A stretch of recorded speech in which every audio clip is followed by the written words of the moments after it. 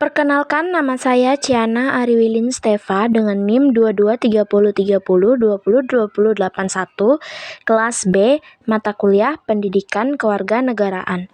Saya akan menjelaskan materi tentang postmodernisme, tantangan bagi filsafat. Berikut penjelasannya.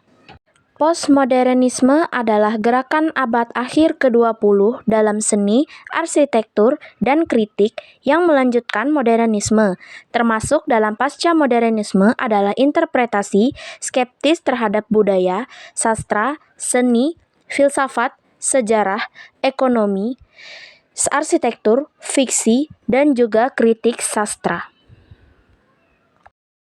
Istilah postmodernisme ini dapat dikatakan sebagai istilah yang sangat kontroversial.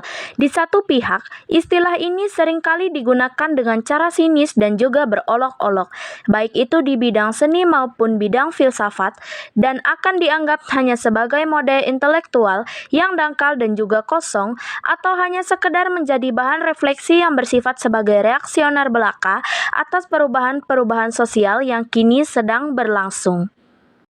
Postmodernisme dalam konteks filsafat. Sebelum memasuki pembahasan yang lebih rinci, terdapat berbagai macam gerakan filosofis yang kerap kali dikaitkan dengan postmodernisme. Ada baiknya barangkali dapat melihat terlebih dahulu apa sebetulnya yang menjadi biang keladi yang mengakibatkan munculnya segala gerakan itu, dan juga dengan kata lain, situasinya menjadi problematis. Dalam kajian filsafat, postmodernisme ini merupakan paham yang tidak mengakui adanya kebenaran mutlak dan sebaliknya menerima relativitas kebenaran dan juga menunjukkan kepudaran karena diterimanya pandangan pluralisme, relativisme, kebenaran. Rasionalitas dan pluralisme. Pernyataan tentang berakhirnya filsafat di atas tadi pada gilirannya itu mengandaikan kritik yang mendasar atas konsep tentang rasionalitas itu sendiri. Hingga kini, memang terdapat kecenderungan yang kuat untuk menolak upaya penentuan yang pasti ala Immanuel Kant tentang apa artinya rasional itu. Rasionalitas itu kini cenderung dianggap amat terkait pada perkara bahasa. Persoalan pokok dalam filsafat postmodern. Berakhirnya filsafat. Isu tentang berakhirnya filsafat ini berkaitan erat dengan populernya istilah dekonstruksi. Istilah ini pada awalnya adalah sebetulnya digunakan oleh Heidegger, khususnya manakala ia berkata, konstruksi dalam filsafat itu dengan sendirinya harus serentak dengan destruksi. Tumbangnya epistemologi. Pada sekitar 50 tahun yang lalu, saat empirisme logis demikian berpengaruh, baik dalam dunia filsafat sendiri maupun dalam ilmu-ilmu sosial, ada kesan bahwa inti filsafat adalah epistemologi. Seperti yang kita lihat sekarang, sepertinya ini memang situasi yang terbalik.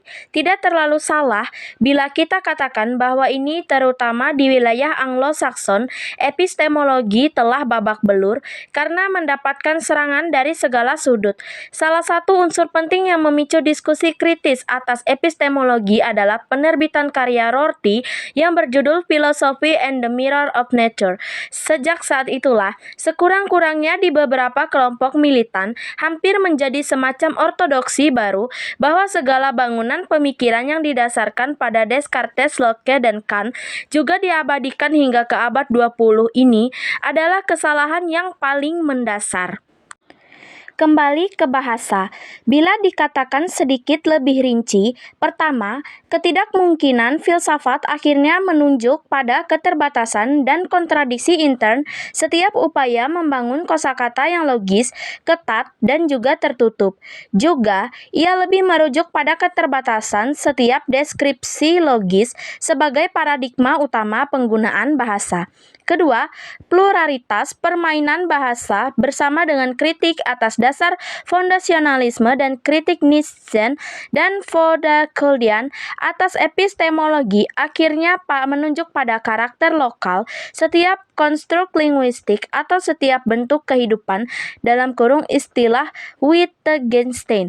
Ketiga, kritik Heideggerian atas epistemologi akhirnya membawa filsafat ini pada persoalan sastra dan khususnya pada perkara metafor. Batas fungsi deskriptif representatif bahasa. Dapat kita lihat bersama bahwa diutamakannya metafor kini sangat berkaitan erat dengan soal keterbatasan bahasa. Jadi, yang biasanya dianggap sebagai batas bahasa pada umumnya itu sebetulnya akan lebih bisa dimengerti bila dilihat semata-mata sebagai fungsi tertentu saja dari bahasa, yaitu keterbatasan fungsi deskriptif saja.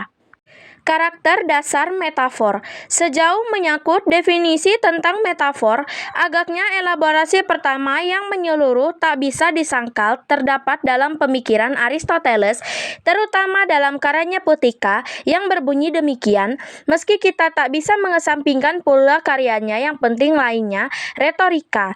Dalam Putika itu dikatakan bahwa metafor terdapat dalam pemberian nama yang sebetulnya milik sesuatu yang lain, transferensi dari genus ke spesies, atau berdasarkan analogi. Ini menunjukkan bahwa pada akhirnya segala bentuk pemindahan atau transferensi nama atau transposisi istilah dapat saja disebut sebagai bersifat metaforis. Fungsi transformatif bahasa. Dalam perspektif hermeneutik, bahasa atau lebih tepat Spralitzkate ini dilihat sebagai pusat gravitasi. Gadamer mengatakan, ada yang bisa dimengerti adalah bahasa. Seperti halnya dalam definisi Yunani, manusia dilihat sebagai zon logon ekon dalam arti bahwa manusia adalah makhluk yang berbicara, pengada yang juga memiliki logos. Sekian yang dapat saya sampaikan tentang penjelasan postmodernisme tantangan bagi filsafat. Bila ada kata-kata yang tidak tepat, saya mohon maaf. Sekian dan terima kasih.